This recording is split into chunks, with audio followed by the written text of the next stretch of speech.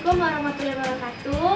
Perkenalkan, nama saya Feni Melisa Aringi dari Prodi Sosiologi semester 2. Nah, di sini saya ingin menjelaskan tentang konsep dan pemikiran dari salah satu bapak sosiologi kita, sering kerap disebut dengan bapak sosiologi modern, yaitu Karl Marx. Nah, seiring jalan waktu, pada tahun 1841, Marx berhasil mendapatkan gelar doktornya dari Universitas Jena. Meskipun sering dianggap sebagai salah satu bapak sosiologi modern, sebenarnya Marx bukanlah seorang sosiolog, melainkan lebih cocok dipanggil dengan sebutan filsuf, ekonomi, jurnalis, sekaligus kritikus sosial.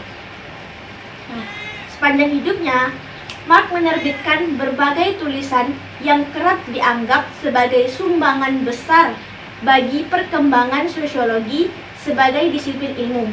Yaitu yang pertama, yang karyanya yang paling kontroversial adalah Manifesto of the Communist Party, yang membahas tentang konflik kelas yang terjadi antar para pemilik modal atau bourgeois dan kelas pekerja atau proletar. Menurutnya, eksploitasi yang dilakukan oleh bourgeois terhadap proletar akan mendorong proletar untuk bersatu. Nah, proletar yang telah bersatu, maka ia akan bertarung dan merebut kepemilikan alat-alat produksi dari para bourgeois. Hasil akhir dari konflik kelas ini adalah masyarakat komunis. Nah, masyarakat komunis ini adalah masyarakat tanpa kelas yang sejahtera dan hanya fokus pada pengembangan diri para anggotanya. Yang kedua, The German Ideologis pada tahun 1845 berisi tentang penolakan Marx untuk menggunakan gagasan, ide, serta hal-hal lain yang sifatnya abstrak dalam melihat fenomena sosial.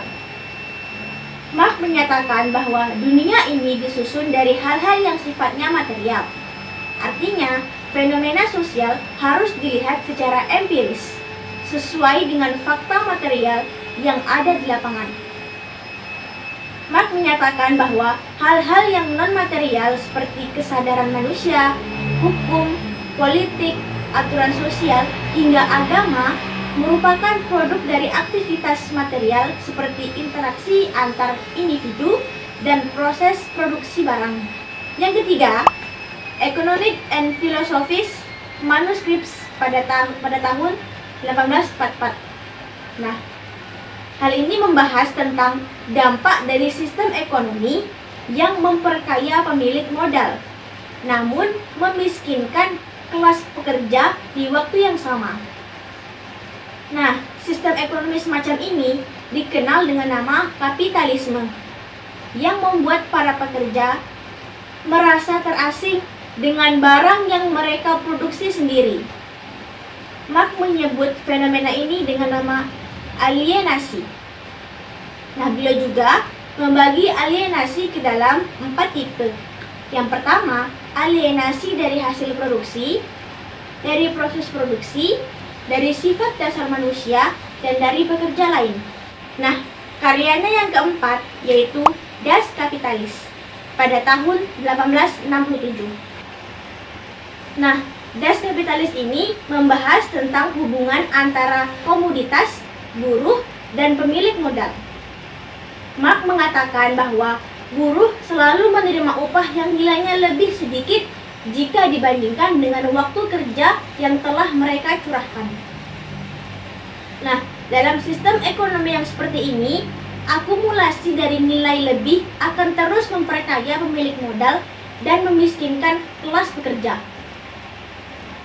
Terlepas dari ramalan Marx tentang kemenangan proletar atas bourgeois yang belum terbukti, pemikiran-pemikiran yang terkait konflik kelas, alienasi, dan eksploitasi buruh terbukti masih relevan dan dapat digunakan untuk mengkaji fenomena sosial di era modern.